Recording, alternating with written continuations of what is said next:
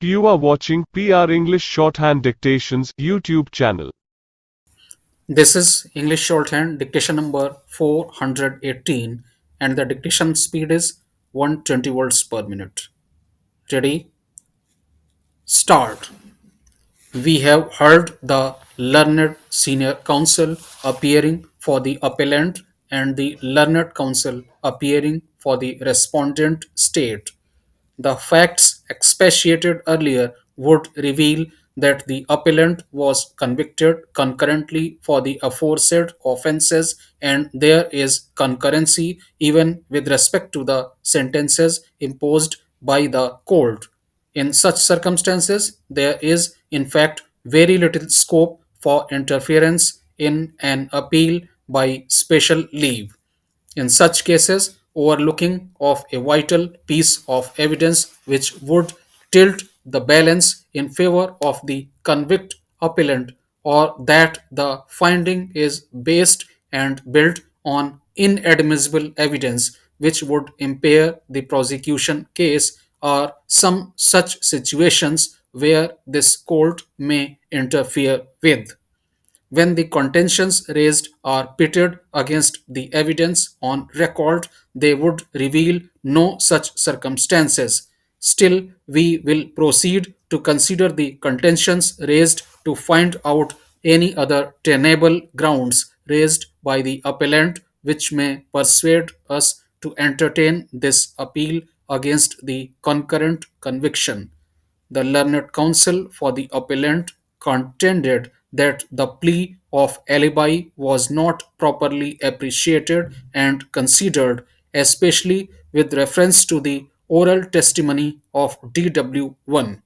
Despite the non rupture of the hyoid bone, the courts wrongly concluded that the nature of the death was homicide.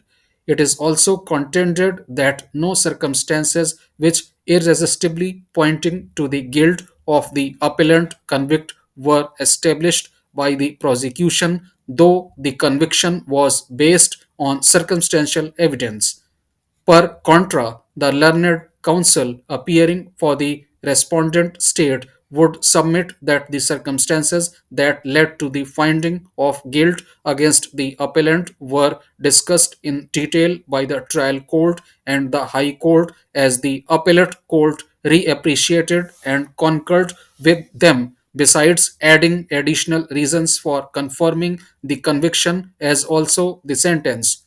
In short, it is submitted that since the cumulative effect of such circumstances relied on by the courts do not brook any hypothesis other than the one irresistibly leading to the guilt of the appellant convict, no interference with the concurrent conviction as also sentence is invited in this case.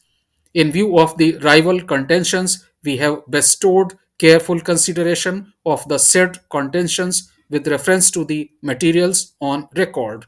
As noted earlier, the incident which led to the death of Srimati Suman, the wife of the appellant convict, had occurred admittedly in her matrimonial home.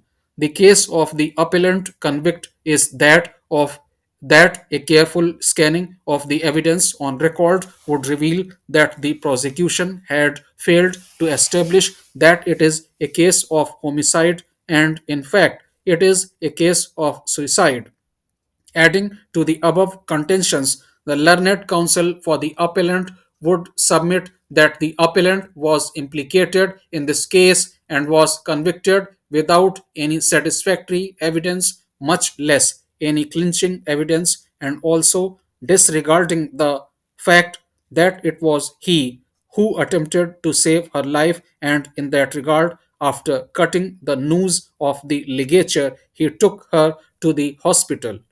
While considering the contention, we shall not lose sight of the fact that more often criminals would try to dub a murder as suicidal or accidental death.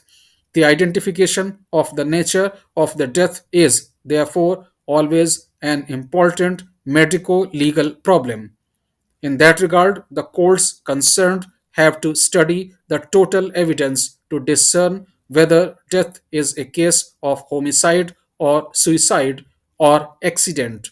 The concurrent finding in the case on hand with reference to the evidence on record is that it is a case of homicide. Presumption is only a rule in the realm of burden of proof and the trial court, and the High Court concurrently weighed the circumstances and gave sturdy reasons to conclude that death of someone is homicidal in nature and not suicidal. In such circumstances, we are not persuaded to entertain the concurrently repelled contention of the appellant that the death of someone was not homicidal. Now, the question is about the sustainability of the concurrent finding on the culpability of the appellant. Of course, various contentions have been raised by the appellant to assail the finding of guilt against him, concurrently referred to in the judgments of the trial court and the High Court. There can be no doubt that while dealing with such a question of creation of fake scene by the appellant, absence of explanation by the accused despite being bound by virtue of section 106 of the Evidence Act is also to be taken into consideration.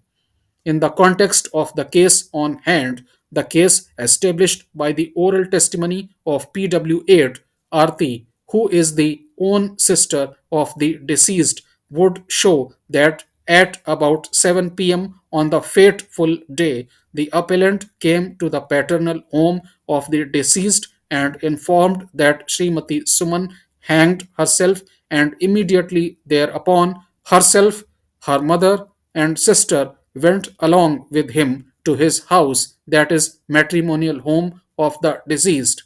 The further fact established through the mouth of the said prosecution witness is that upon reaching there, Suman was seen on her knees on bed and still knotted by sari around the neck, which in turn was tied to a wood near the ceiling fan.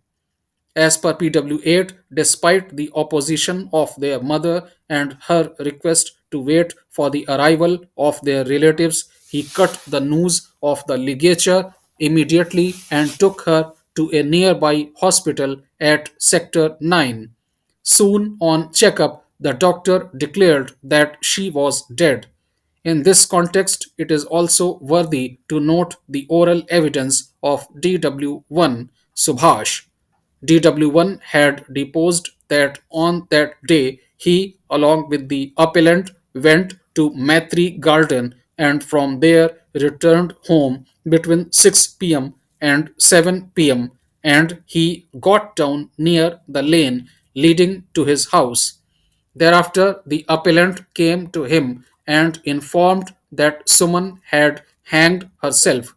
According to him, thereupon he, along with the appellant, went to the latter's house, and thereafter he cut the noose of the ligature and took Suman to the hospital, where she was checked and declared as dead.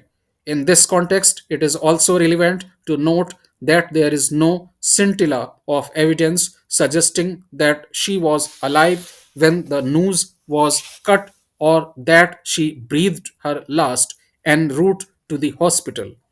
We have referred to the evidence of DW1 to show that the cutting of the noose of the ligature, as per the version of prosecution witness, as also that of DW1, was done only after the appellant went to the witnesses and informed them of seeing Suman hang herself.